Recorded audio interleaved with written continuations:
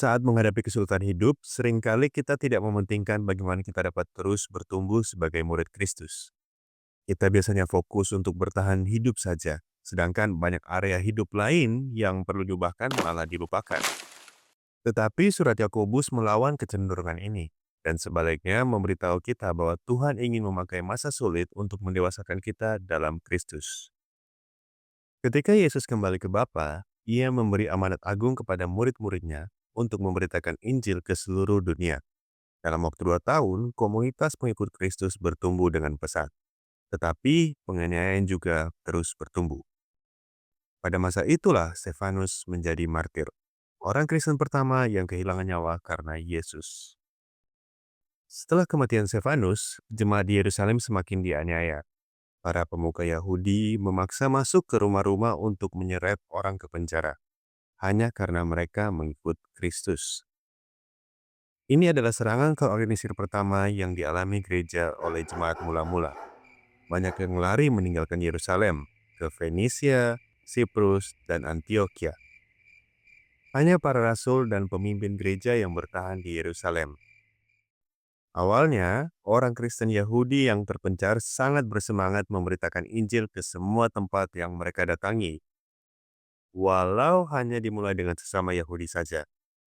Akan tetapi, pesan mereka tentang Yesus banyak ditolak oleh komunitas Yahudi di luar Yudea, sehingga mereka pun tertolak. Mereka tidak cocok dengan orang Yahudi yang tidak percaya bahwa Yesuslah Sang Mesias yang telah lama dinantikan. Di saat yang sama, mereka juga tidak cocok dengan orang-orang non-Yahudi yang menganggap mereka hanya sebagai sekte Yahudi yang menghindari kuil penyembahan dan upacara berhala. Tahun semakin berlalu dan pengasingan berlanjut. Para pengungsi Kristen ini menjadi sangat lelah dan putus asa. Tuhan tidak hadir menolong mereka seperti yang mereka harapkan. Akibatnya, kepercayaan akan kesetiaan Tuhan menurun. Mereka bahkan mulai menaruh kepercayaan kepada orang-orang kaya untuk pemeliharaan dan perlindungan. Egoisme dan individualisme menguasai hati membuat mereka saling menentang dan menfitnah. Mereka terletih oleh keadaan. Perbuatan baik pun menjadi pilihan, bukan buah esensi dari iman.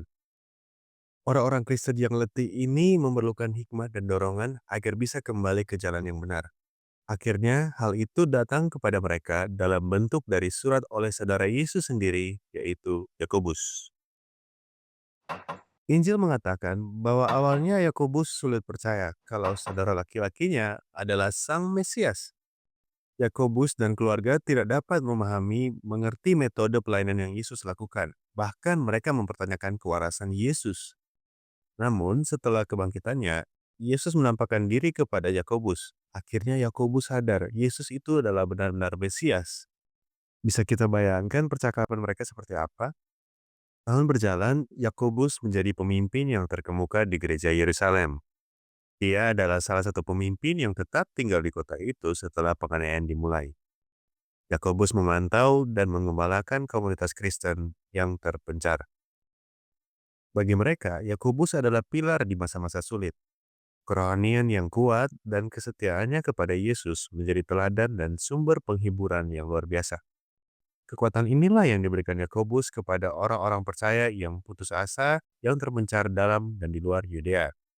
Sebagai guru, hatinya rindu untuk menguatkan mereka agar tetap setia, bahkan bertumbuh meskipun dalam masa sulit. Sebagai guru, Yakobus menjelaskan, ada dua jalan yang mengarah kepada dua tujuan yang sangat berbeda. Mereka dapat melanjutkan jalan yang sekarang, mengikuti jalan godaan dari keinginan jahat yang akan mengakibatkan kematian. Atau mereka dapat berbalik, memilih jalan yang benar dan menerapkan hikmat Allah untuk tetap setia dan bertekun di masa sulit agar dapat menghasilkan kehidupan. Seperti para pembaca surat Yakobus, kita juga dapat terpuruk di masa-masa sulit. Bertanya-tanya, di manakah Tuhan? Dan kesulitan berjuang di dalam jalannya Tuhan. Tapi bagaimana kalau kita percaya hikmat Yakobus dan bertanya kepada Tuhan bagaimana Dia ingin memakai keadaan untuk membentuk kita semakin serupa dengan Yesus?